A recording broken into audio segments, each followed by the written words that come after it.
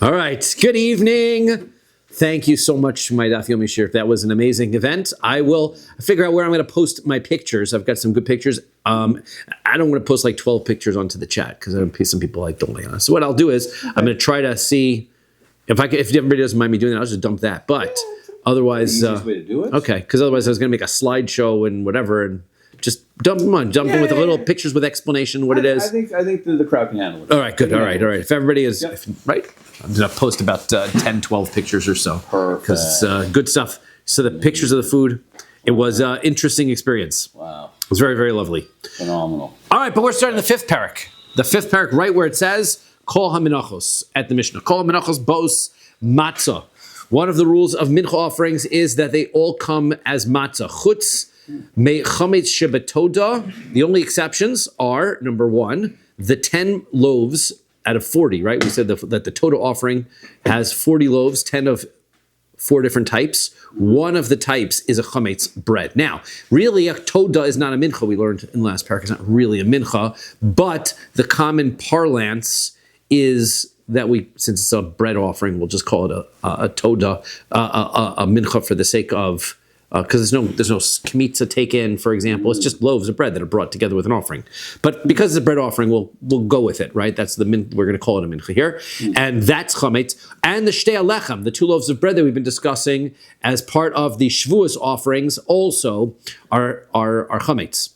Shehein bos chametz. Rabbi Meir, remember, says, haseor bodo lehen mitochan umechamtzon. So the question is, how are you going to leaven the bread? Nowadays, you go to the store and you buy some yeast. And I guess they have we have these powerful yeasts that you just dump the powder into the bread and it causes it to rise. Mm-hmm. Back then, the common practice was basically sourdough. Right, they would have a live yeast culture, and then you'd feed it with some flour. Sourdough is the best bread ever. Sourdough is a great bread, but you've got to have a starter, as you know, right? You have a starter, and then you dump the flour and the water into the starter, and then it reacts with the bacteria in the starter, and it consumes the flour, releasing the air and whatever, which is what causes the leavening. So I did not know any of this in the old days. I don't know what se'or was, but that's apparently what the se'or is. So what they would do is, right? Rabbi Meir says that the se'or, which is the starter, right? They call it it's dough that's very leavened, is what I was always taught what it is. I don't know how it worked, but then you watch it on YouTube, you can see it really work, right? So what you do, you remember you have an amount of flour that you're supposed to take. It's an isar of flour. So this, in order to make this dough react, so you take the flour from that isaron and you put that into the starter, I suppose is what's going on here, and then it makes that into the chametz agent. That's what Rabbi Meir says to do.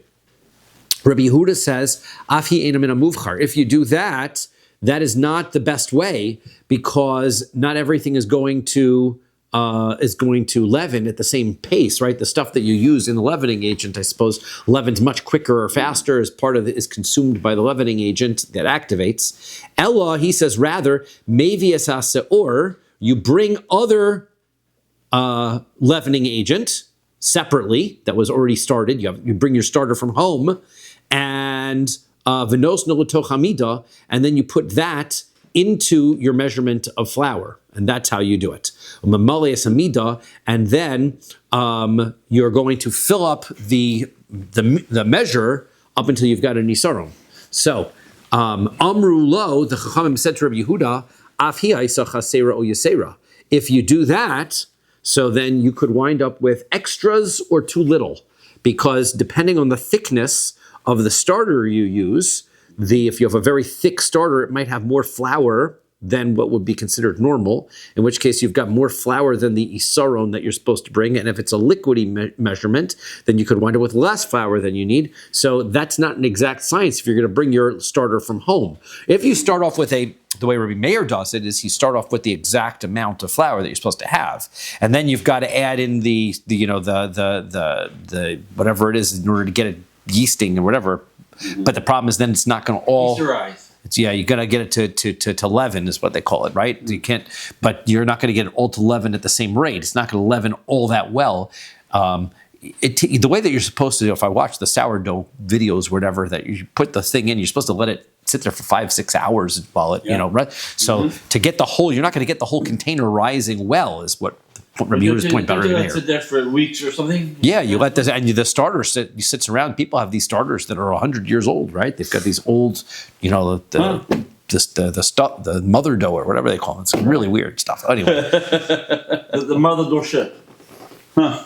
But then you've got, but Rabbi Yehuda says, okay, so bring something that's older from home, and it'll get really started well. But then if you do that, you don't have a precise measurement. So now that's the difference of position. We don't really have a great answer between the two. Either one is going to present problems. So boy mine, Rav Preda me Rabbi Ami. So Rav Preda asked Rav Ami. Rav Preda is famous because he's in this Gemara that he had a student that wouldn't learn, and he taught him 400 times. These are the Gemaras that if you're a teacher, so the story is that the student would require, he had learning challenges, obviously, and he needed 400 times for it to go over it, in order for him to explain it. And the story is that Reb Preda would teach it to him every day 400 times. And then one day he taught it 400 times, and the student still didn't know it. And Reb Preda said, "Well, what's going on?" He says, "Rebbe, I know you have a chasana, and I knew that you were going to leave. So I thought you weren't going to teach it all 400 times. I was distracted." So Rav Preda says, "No, don't be distracted. I'm staying until you know it." He taught it another 400 times. So that's Rav Preda. Anyway. You didn't remember it after that? So, sorry? You didn't remember that? Yeah, and then he remembered it after that. So Rabbi Preda, right, asked Rabbi Ami the fun question. How do I know that the Torah, where do I know the halacha that all menachos are supposed to be matzah? Minolan dichsivba. He says, how do we know? It's written right in the pasuk. The pasuk says, ksivba delo ksiv. So he says dichsivba ksivba. So he says there are those ones in the Torah. It's written right out there explicitly, right? Certain of the korbanos, it says that you're supposed to bring this as matzah. Well, if it says bring it as matzah, obviously it's matzah. Delo ksivba, and then if you have other menachos that don't clearly specify whether it's a mincha or not, so it's ksivba, it is already written about the minchas, v'zos Toras hamincha. This is the rules by all mincha. Hakrevo sabnei Aaron lifnei Hashem. Aaron is going to bring them before Hashem. El pnei hamizbeach, to the pnei mizbeach. V'nosars mimena yochlu aruvanav matzos teachel.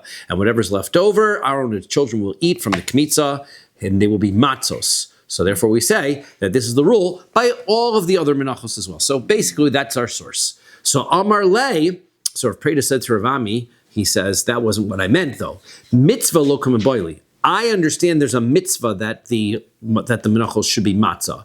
Kimi boili le'akev. The question I mean is to ask, how do I know that if it's not matzah, it ruins it? Right? There's a difference, as we know in korbanos, something being a mitzvah and then something being la'akev, meaning it's required. So his question is, I get it, see it in the pasuk. It's supposed to be done. If it's done, you get a mitzvah for eating matzah. But how do I know that you can't eat it if it's not matzah? So Amar Lei, so he said, Rabbi Ami says to Rabbi Preda, la'akev namiksiv. I have a pasuk for that as well. Pasuk says, lo se'afeh chametz. You shall not bake it as chametz. The mincha is not supposed to be brought as ela matzah. It's supposed to be brought as matzah. So therefore, we've got a double, right? We've got a mitzvah to do it, lo saseh not to do it. So you clearly see it's required. So maskefil Rav Chisda. So this one, you don't give this one time to rise. So you're not supposed to give most menachos, except for the two exceptions of our Mishnah, time for them to rise. Maskefil Rav Chisda. So Rav Chisda asks a fun question. Ve'ema lo se'afeh chametz ela se'ur. He says, well, the pasuk says don't let it become chametz. The leavening process is not black and white. It's a process. There's matzah and there's chametz, and then there's an in-between, right? It's becoming matzah, but it's becoming chametz, but it's not quite chametz, but it's not matzah yet either. So what's this in-between? So we call this in-between stage, seur. It's beginning the leavening. It's bubbling or whatever it is. It's beginning the leavening. So maybe this says that it says lo se'afeh chametz. You can't make it chametz, but you could bring it when it is still seur, because it's not quite chametz yet. It's not matzah. Mitzvah to do it as matzah. But if it's seur, it's okay, as long as it's not chametz. Maybe that's what the pasuk means. So 1 second. Seur deman. There are different opinions about what seur is considered in Meseches Psachim. when we talk about chametz, this is in Yom Diyoma, right? We're 30 days before Pesach. We've got to start talking Pesach already.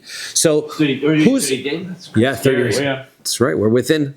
So Ida Rabbi Meir. So Rabbi Meir holds, right, that if what is the definition of seor? The definition of seor is that if you've got dough and it starts to already form a crust, you let it sit long enough that it already forms a crust. So so he says that's all it is. So Rabbi Yehuda. So according to Rabbi Yehuda's version, right? So according to Rabbi Yehuda, according to Rabbi Meir, one second. So if it's the seor of Rabbi Meir, which means that it forms a little bit of a crust on it, Rabbi Yehuda already holds that that's chametz. Rabbi Yehuda has a lesser definition of what seor is.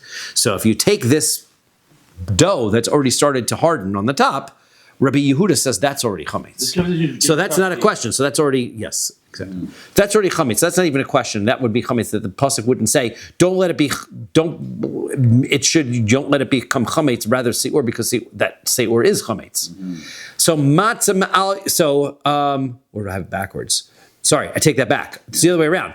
Matzah ma'al yehi. This is actually matzah, according to Rabbi Yehuda. If it just forms a little crust over the top, according to Rabbi Meir, he says that's seor. Rabbi Yehuda says that's not seor. That's matzah. So that's no problem at all. So that, according to him, that's not going to be an explanation of a pasuk. It says lo se'af chametz means that it could be seor, but that means that it is completely matzah. Of course, you can use that. So de Rabbi Yehuda. Now the other way. If it's Rabbi Yehuda's version, right, that it's starting to form cracks on it, right? It's already gotten so leavened that it's already, you could start looking at the dough and you start to see little cracks are forming in it. So the Rabbi Meir, according to Rabbi Meir, chametz mal yehu. According to Rabbi Meir's version, Rabbi Meir says no, that's for sure chametz. Seor is when it's just already got a little bit of the right. It's got a little bit of hardness on it. Once it starts for cracks, that's for sure chametz. That would for sure be no good. The roller that punches holes, what does that do? The roller that punches the holes prevents air from forming in the dough and getting caught up. Right, it's preventing the air from forming into it. Now, the Ida Rabbi Meir. Now, if it's Rabbi Meir, Rabbi Meir has his own shita, right? Rabbi Meir says that it's starting to form little cracks. So, according to Rabbi Meir, maybe that's seor, and so therefore that's what the pasuk says. L'chachil you shouldn't do, but it's okay if you do that. Delaki alei chametzu. So he says Rabbi Meir holds that if you eat that seor on Pesach, Rabbi Meir holds seor on Pesach is chametz, which means that he holds that's chametz as well. So that can't be the answer. Ella, the only version it could be is Rabbi Yehuda. It's Rabbi Yehuda's version of what this is, right? That it's got these cracks, and it's Rabbi Yehuda himself that he says that that's not chametz yet. So according to him, it's not chametz yet. Okay, so that means that Rav Chisda is pointing out that is going to push off Rabbi Ami's explanation. You can't say lo se'afeh chametz means don't bake it as chametz, it has to be matzah, because there's this other thing called seor, right? According to Rabbi Yehuda's version of what seor is, but there is seor, so therefore seor is acceptable. Mitzvah to do it, so therefore that's not our proof. We need a proof to be able to tell us that it must be matzah or nothing. So maskif lo Rav Nachman bar Yitzchak, ve'ema lo se'afeh chametz ella cholut. Another question on Rav Ami, another explanation of the pasuk. Maybe when the pasuk says you shall not bake it as chametz, it means that you can't bake it as chametz, but what you can do is you can make it chalut. What is chalut? You take some boiling water and you pour that over the top. And you pour boiling water over the top, that sort of creates, I don't know, like a bagel kind of a boiled water kind of a thing. So that's not baking. So therefore, when the pasuk says you should not bake it as chametz, rather, what can you do? You can put some scalding water on it. Okay, so chalut ma'inihu. Time out. Is that really a question? What is chalut? That's ravucha. That's ravucha. Ravucha is scalding. You scald the dough with hot water. Se'ida asi ravucha ksiv beravucha. There is another type of loaf which is made exactly that way, right? There's 4 different types of loaves. So the ones that are matzah, say they're matzah, and then there's ones that are called revucha, which are scalded. Those indeed are brought with scalding water on it. But that means that the ones that are not brought with that are not called revucha have no scalding water. So you can't interpret the pasuk to mean that. I deleka revucha, haloksiv baravucha. The ones that don't need revucha don't say revucha. So therefore, these type of matzos, you can't say don't bake it as chametz. Rather, you can pour scalding water on it because these other loaves didn't have scalding water on it. No, that doesn't prove either because ve'ema dichsiv baravucha mitzvah baravucha udaloksiv baravucha iboy revucha laisi iboy matzah laisi. Maybe what it could mean is that where the pasuk specifies that you have to scald it, that is the mitzvah to scald it. Where the pasuk doesn't say to scald it, then if you wanted to, you can scald it. And if you do, so then you can bring it scalded, you can bring it as matzah, right? Mitzvah to bring it as a matzah. But if you don't, you could bring it scalded. That wouldn't ruin it. Maybe that's what the pasuk means. So therefore, that pasuk is, we're going to need a third. So we're going to have a third question on Ravami. Maskif lo Ravina. Ravina asks Ravami the question. Ve'ema lo se'afei chametz. I'll tell you what the pasuk lo se'afei chametz means. Lemekem gavra belav bialma. To tell me that if a person eats the chametz offering, you get a lo saseh, prohibition. It doesn't tell me the korban is not valid. It just tells me, hey, you eat that, that's not going to be good. You're going to get an aveira for that. But it doesn't tell me that it's not a korban. Ipsuli lo mispaslo. It doesn't mean that it's pasul.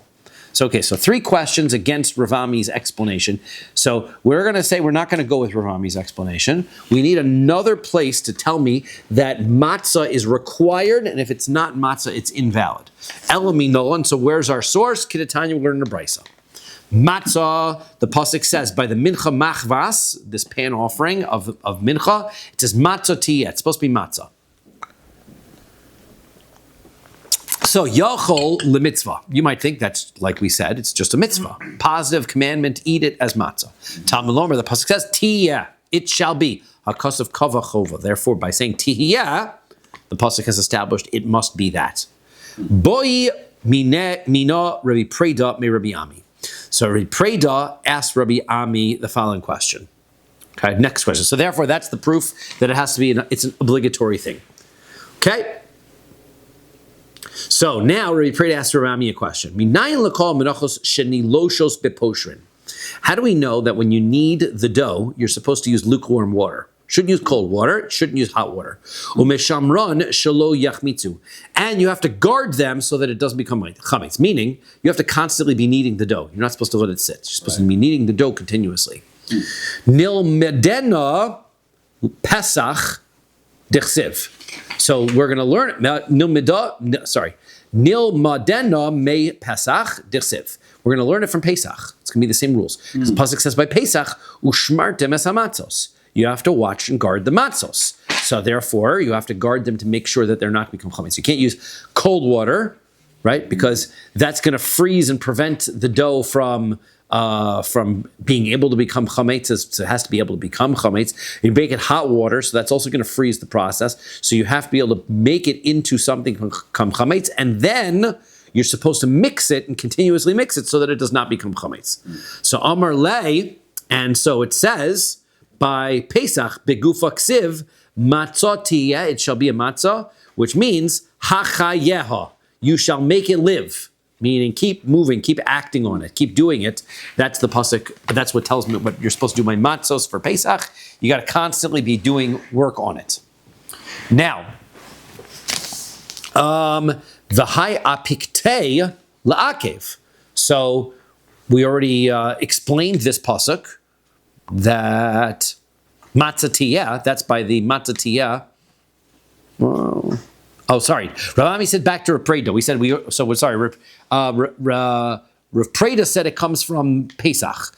Rav Ami said back to Rav Preda, I don't need it to come from Pesach. It comes from the pasuk itself by Mincha, which is matzah tiyeh, which is written by the Mincha. So therefore, it needs to be that the matzah of the Mincha needs to be constantly worked. So you can't use that, says Rabbi. That you can't use that pasuk for that, Rabbi Ami. V'ha apiktei la'akev. You already told me that exact same pasuk. Matzah tiyeh was to tell me that if it's not matzah, it's ruined. So im kein lichtov krob matzah hi.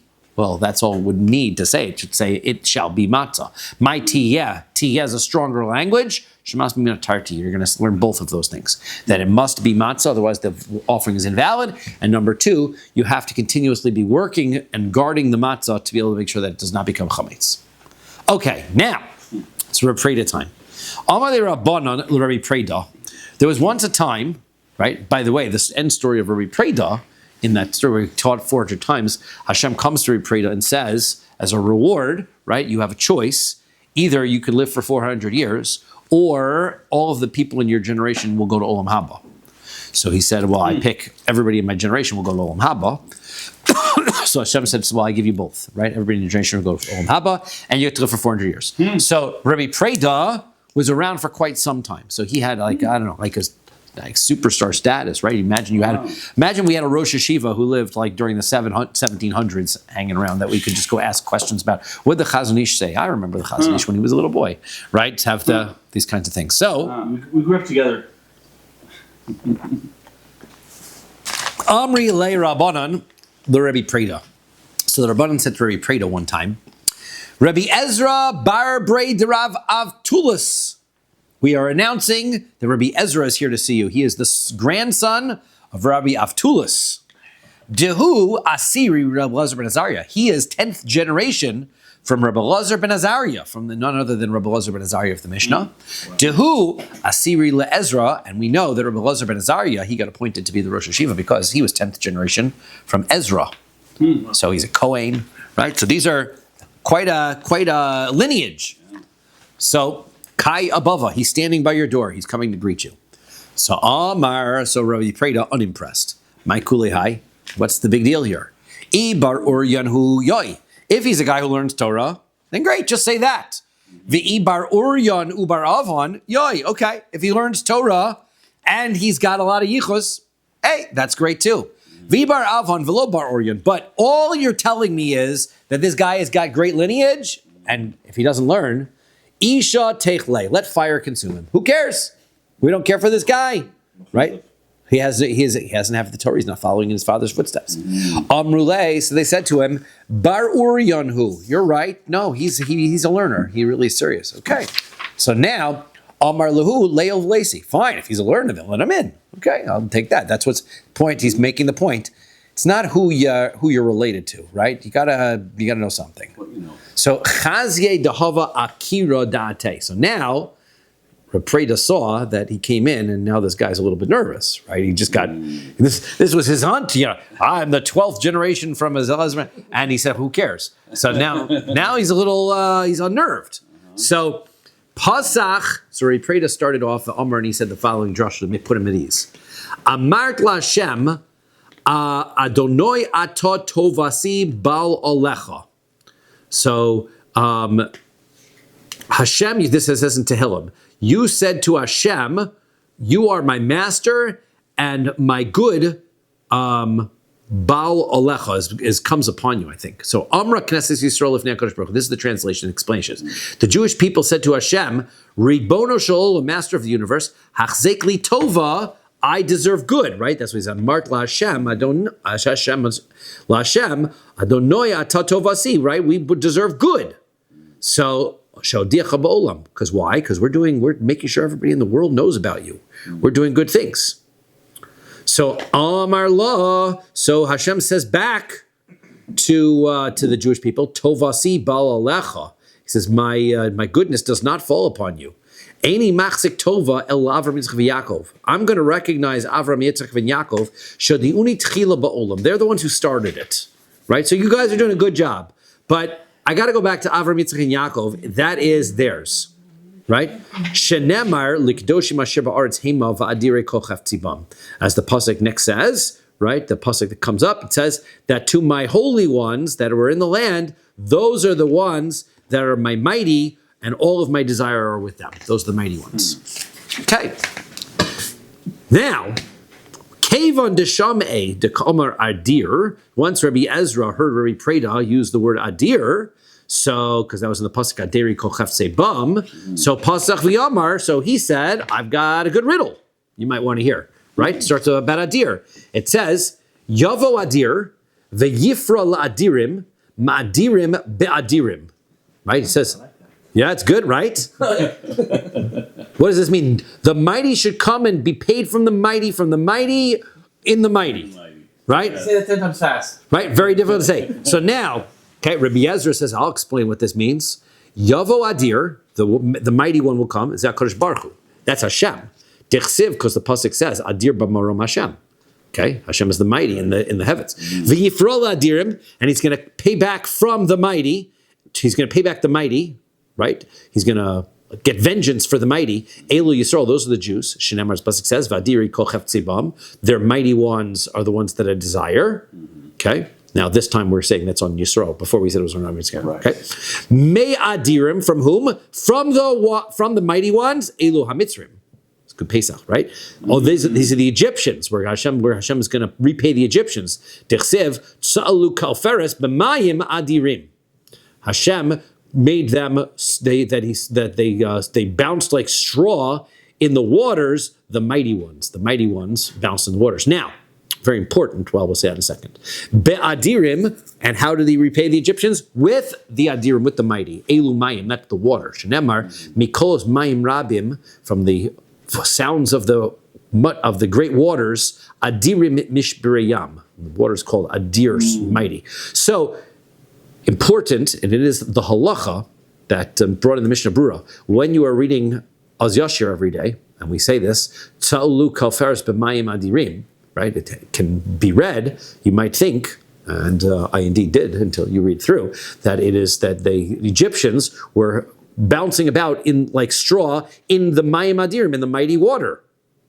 That's what you'd think it means. Says the Mishnah Brura, no, you got to put a pause there. Tza'ulu kalferes b'mayim, comma, adirim, because it means that they were bouncing around in the water. Who? The mighty ones, the Egyptians. The adirim are the Egyptians, not the water. So you can't read it b'mayim adirim. You have to read it b'mayim, comma, adirim.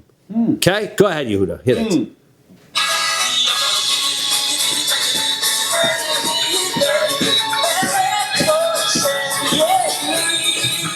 All right, very good. Okay, so that's what's coming up next. Okay, so now Rabbi Ezra, right? He's going to keep on going. Rabbi Ezra is on a roll now. This is Rabbi Freda. You like that one? What song do you mind for the next one? Let's see. This is the one. Yavo Yedid, Ben Yedid, V'yivne Yedid, Yedid Bechelko Shel Yedid, V'yichapru Bo Yedidim. The beloved one, the son of the beloved, will build the beloved to the beloved in the portion of the beloved, and they will atone for the beloved.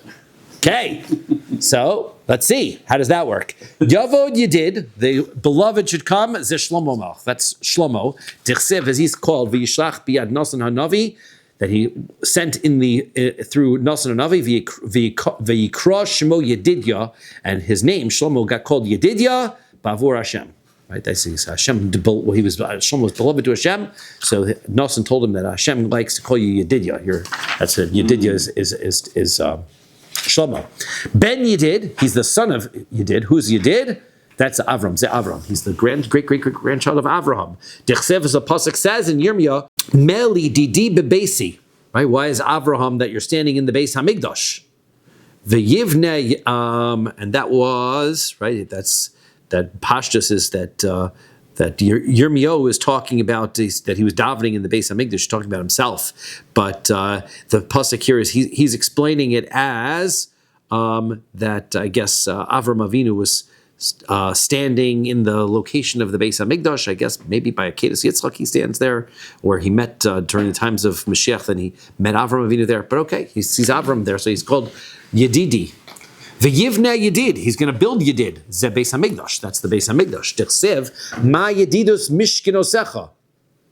Right, that's how wondrous are your encampments, Hashem.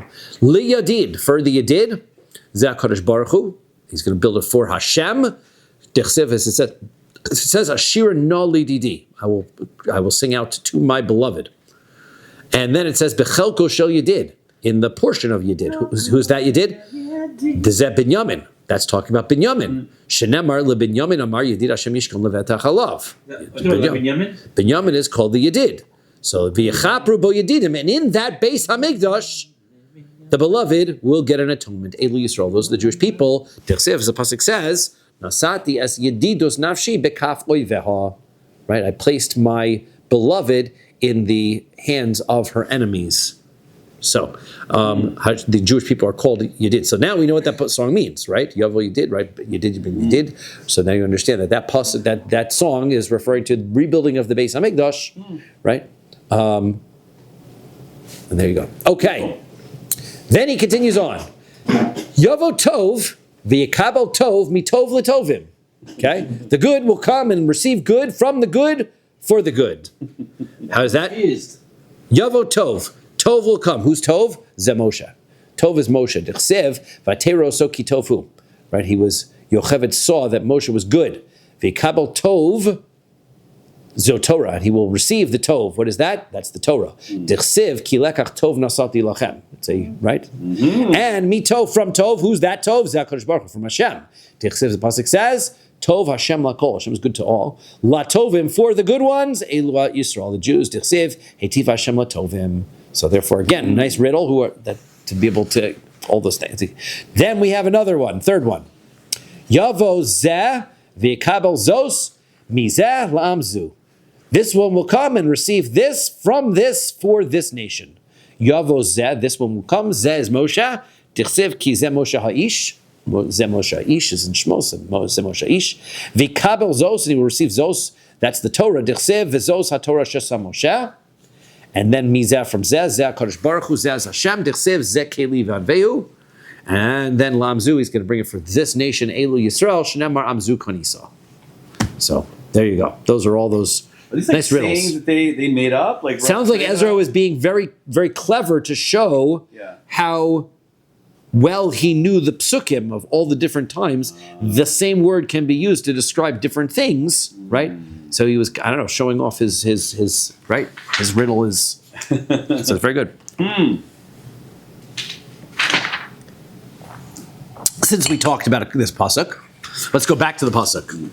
Rabbi Yitzchak, B'shah shecharav Beis Hamikdash, when the Beis Hamikdash was destroyed, Matzal Kadosh Baruch Hu LaAvraham Shayomid B'Beis Hamikdash. Right? We said this was the confusing thing here, right? What was Avram doing in the Beis Hamikdash? So when Hashem came to destroy the Beis Hamikdash, Avram was standing there.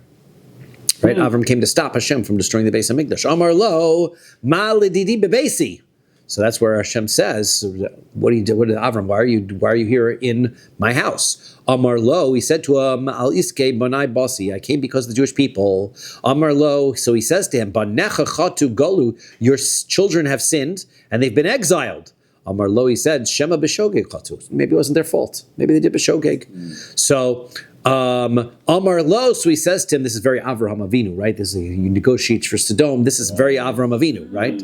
Asosa hamezim masa. The pasuk continues that they did it on purpose.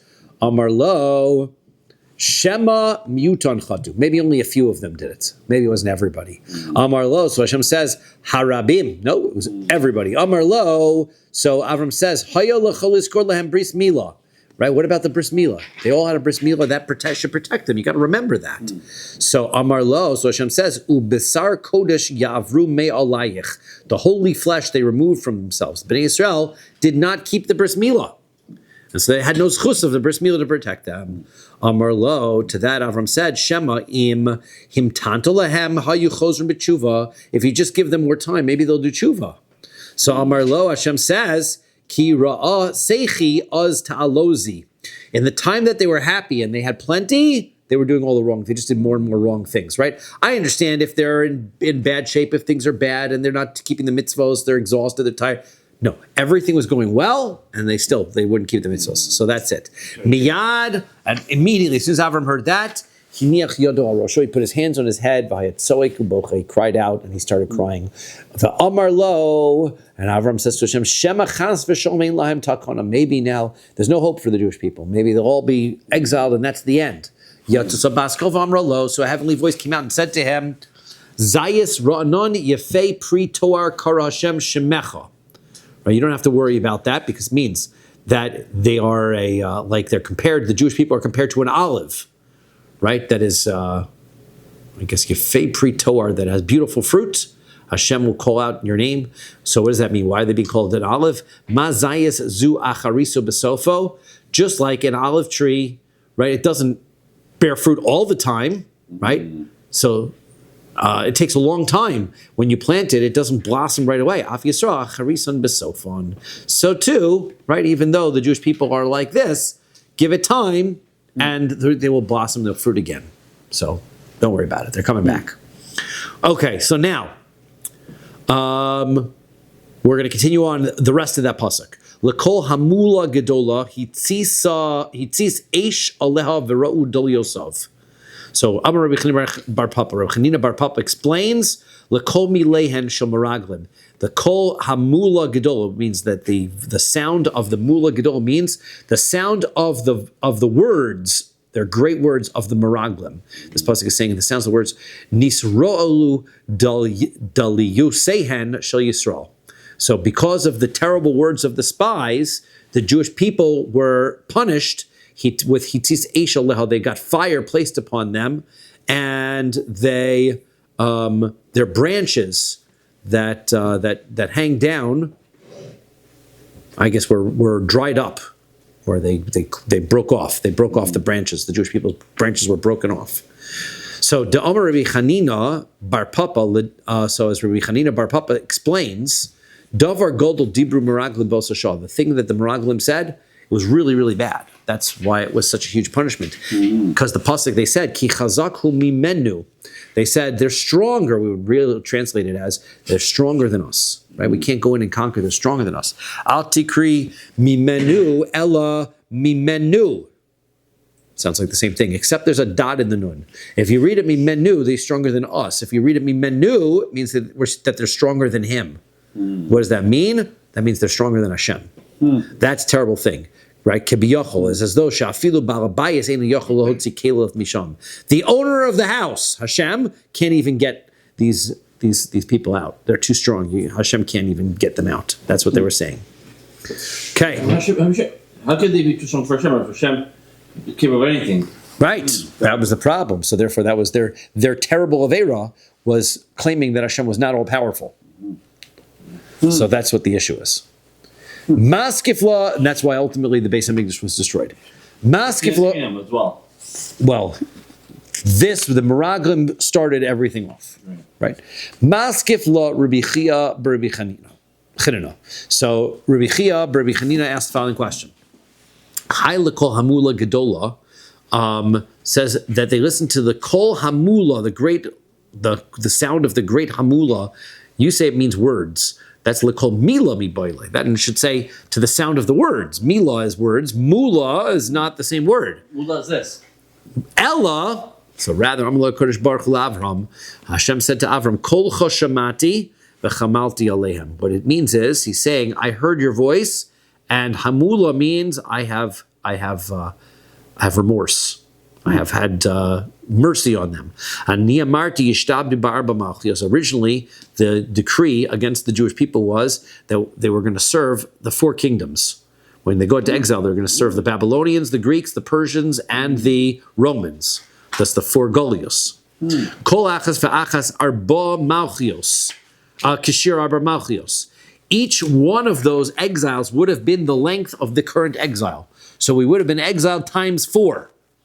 Hasha now, kol chada v'chada, my pasuk. We're going to go back to just everybody gets their certain portion, right? So that's it. Everybody gets the section of that we have today. Ve'kedamri, those others explained it as ani amarti bazeh achar zeh. First, the exiles were supposed to take place one after the other. Achshav b'bas achas. Now we're going to wind up with overlaps between the different exiles, and by doing so, we're going to save some years. So the exile would get shorter. Okay. Amar Rabbi Yeshua ben Levi. Yeshua ben Levi says, "Lama nimshlu Yisrael lezayis." Why are the Jewish people compared to olives? Lomar lecha, to tell you, ma zayis ein olav noshrin lo b'mosacham lo b'mosach. We know that the leaves of the olive tree are not completely shriveled up, not in the wintertime, not in the summertime. Af Yisrael ein b'hem betela olam. So too the Jewish people will never be destroyed. Lo ba'amazeh v'lo ba'olam haba. Not in this world, not in the next world. V'amar Rabbi Yochanan says, "Lama nimshul Yisrael l'zayis." Why are the Jewish people compared to olives? Lomar lecha, to say to you, ma zayis eno motzi shmano ela al yedei ksisa. Just like olives, they don't get their oil out unless you crush them, right? It's not like, right? Not like watermelon, it drips, right? You can eat an olive, you got to squish it. Af Yisrael ein chozerin lemutav ela al yedei yisur. Jews, you got to squeeze them a little bit in order to get them to go back and do the right things. Wow. Good luck with us. Huh. Okay, let's get to Rabbi Meir and Rabbi Yehuda argument here. Rabbi Meir said, Omer se'or boda lohen mitochanu machmitzon. Rabbi Meir said you're going to take some of the flour itself and you're going to let that leaven, and that's how you're going to make this dough. And Rabbi Yehuda says you're going to bring the mother dough from home and get that going. Right. Okay, and we were worried about that being extra or less than. So what does that mean? My chasero yisera. What is that? How are you going to have less than or more than, according to Rabbi Yehuda? Amar Rav Chisda says, Isa sasor ava. If you've got a very thick starter dough, so that nimtzes yisera midas ha-isaron, then you could potentially have more flour in that than would make for the total isaron, and you'll have too much. Raka, if it's too thin, nimtzes chasera, then it's going to wind up being too little. So therefore, right, you have an issue. Sof, kik kyle, lisar kyle. Well, what's the big deal? At the end of the day, whatever amount that you have in there, you've now got a measurement of an isaron that you just measured the whole thing in. So, Rabba v'Rav Yosef, Damri Tava Rabba, both of them say, likmos shehein misha'arinon. Right? The answer is, we don't go by what it is now. Right? According to Rabba and Rav Yosef, they both of them say, we look at what it was. The flour got consumed by the starter. The question is, did the flour that got consumed by the starter, was that a lot of extra flour or was that a little flour?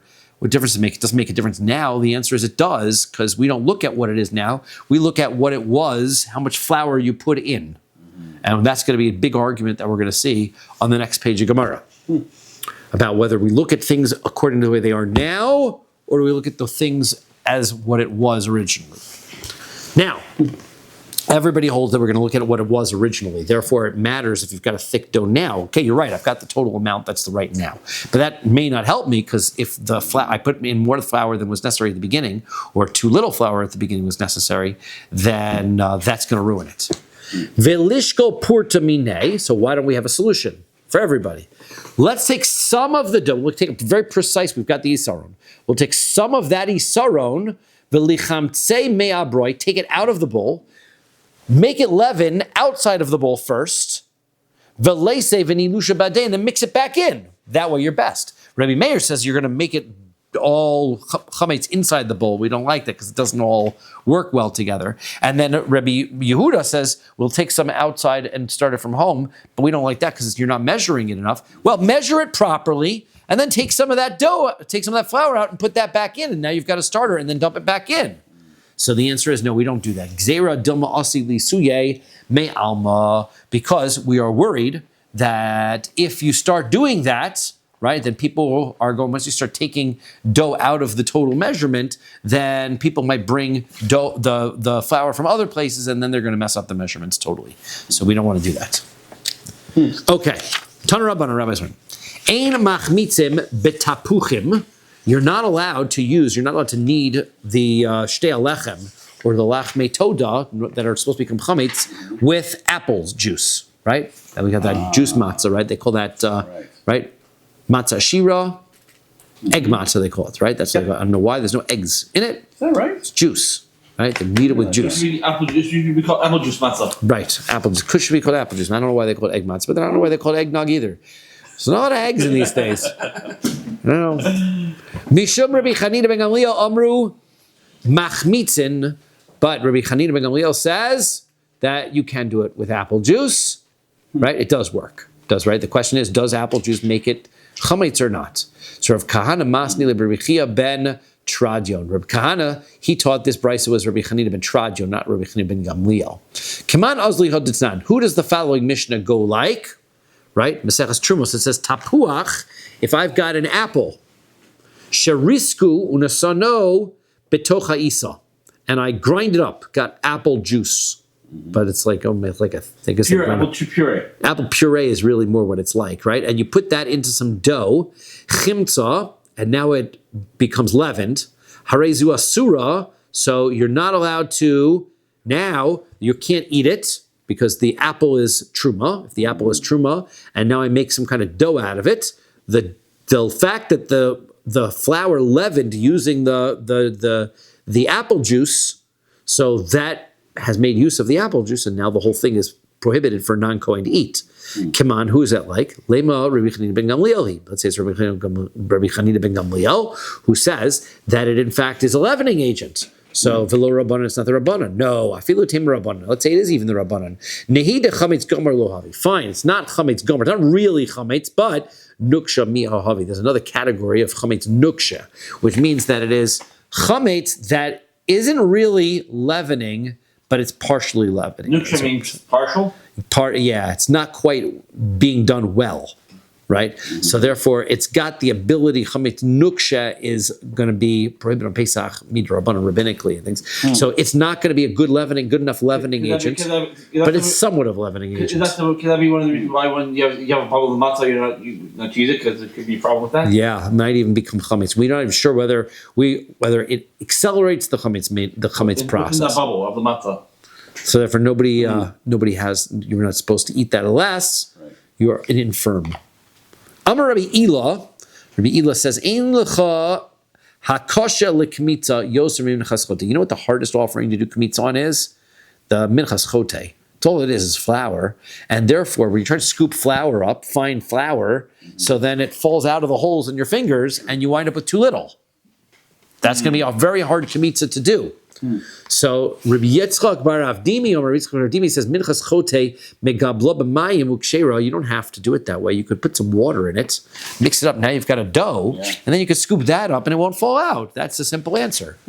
So lema b'hakamiflik. I would say it'd be invalid because the main thing is to bring the flour, not dough, but flour on its own. Okay, so that's the question. Lema b'hakamifligi. Let's say that's the argument, right? As Yehuda says, Demar savar kemo shehein misharinon. One says you have to go by what it looks like right now, right? We're going to look at what it's like right now. So, Omar savar lekemo shehayu misharinon. And the other opinion says we look at what it was. So therefore, you're not allowed to put water into it because if you put water into it, so if I look at what it is now, so I take a scoop, I've got a fistful of dough. Well, whatever it is now, this offering is now dough. So as long as I have a fistful, that's a valid fistful. But if, as Yehuda says, the offering is flour, it's not dough. So once I put water into it, and now I've got a scoopful of dough, I don't know whether I have a full fistful of flour or not, because now it's dough. It's different consistency. It might be too little. It might be too much. So therefore, that's what they could be arguing about. Do we look at what it's like now, or do we look at what it was? So lo, dekuli alma kimoshehain misharin. No, everyone agrees we look at what it is now, but the question is more like even what Yehuda was saying, I think. The argument is like this: Demar savar my chareva. When you say that the sin offering is supposed to be dry, chareva mishemen, that means that you're not allowed to put any oil into it. Well, mar savar chareva mikol davar. The other one says no, dry means nothing. You can't put anything into it. Even water. That's sort of, I think, more what Yehuda were suggesting, right? That when you say dry offering, you can't put any water into it at all. Right. So therefore, even if you look at the flour right now, and you would say the dough right now is considered to be what it is, you could make a kmitz out of it, it might just be invalid because you added water to it. Okay, so now, Tanan Hassam, we learned in a Mishnah over there in Maseches Uktzin, Besar ha'egel. You told me to show me? That is no, it's a regular. Is there an uktzin? There might be a Yerushalmi uktzin. I'm not sure, right? But but it's Mishnayos, right? So in uktzin it says Besar ha'egel shenitpach. Okay, this is the question: is do we look at something the way it is now or the way it was? If I have a calf, right? So what happens when I cook it? The meat expands. Right.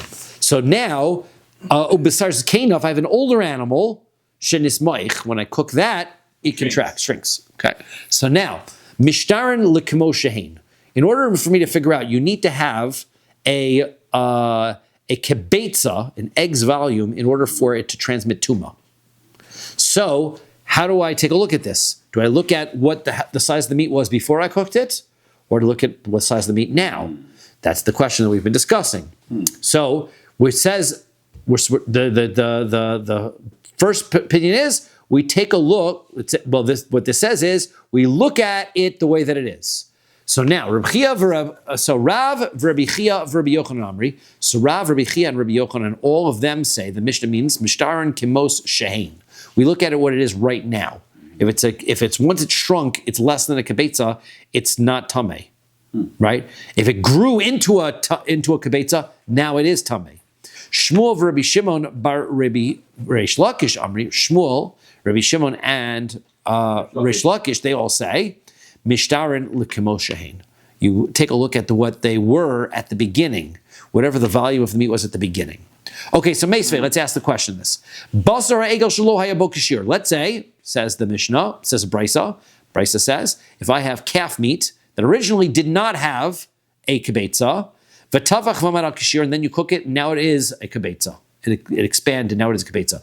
Tahor l'shavar, everything that it touched before it was cooked is tahor, because it didn't have a kibetza. V'tamei mikan laba, but now it's tamei. Everything, because now it has a larger amount. Okay, so therefore, what do you see? We're looking at what it is now. Before it wasn't, but now it is. So you see, we look at what it is now. The answer is no, that's midrabanan. From a Torah perspective, you don't look at it what it is now. But we're going to be machmir midrabanan, and rabbinically, we're going to say it's tamei midrabanan. Ihachi, if that's true, ema seifa. Then take a look at the end. The end case is v'chein bepigol v'chein benosar. So too, if I've got a piece of pigol and nosar that was too small, and then I cook it, now it's bigger. If I eat it, I am chayev for eating pigol, and I'm chayev for eating nosar.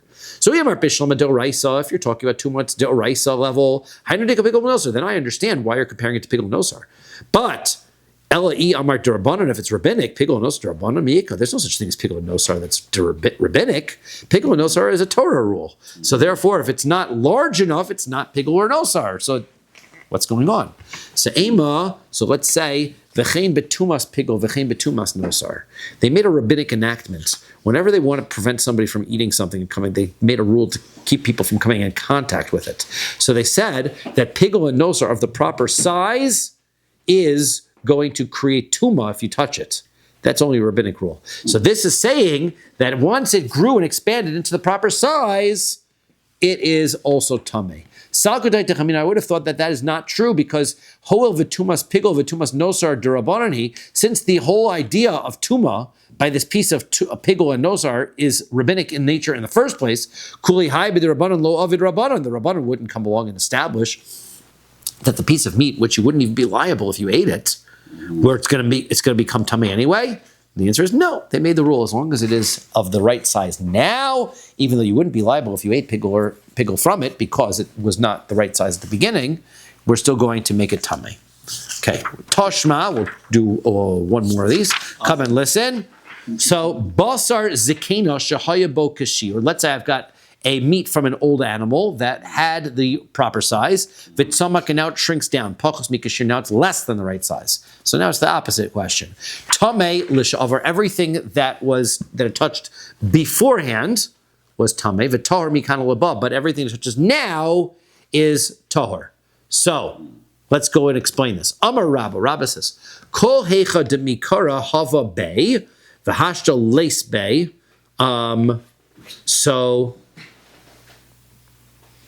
So he says that from anything that at the beginning it had the right size and now it doesn't, so halesbe. So now it doesn't have the right size. And anything that wasn't originally the right size and now it expanded to become the right size, midrabanan. Okay, now that would be only rabbanan. So therefore, that is going to be how we explain this. Ki pligi. The argument that the case that there's an argument is about kigon jahaya bo kashir. What if it had the right size? Vitzamak, and now it shrinks. V'chazar v'tavach, and now it expands again.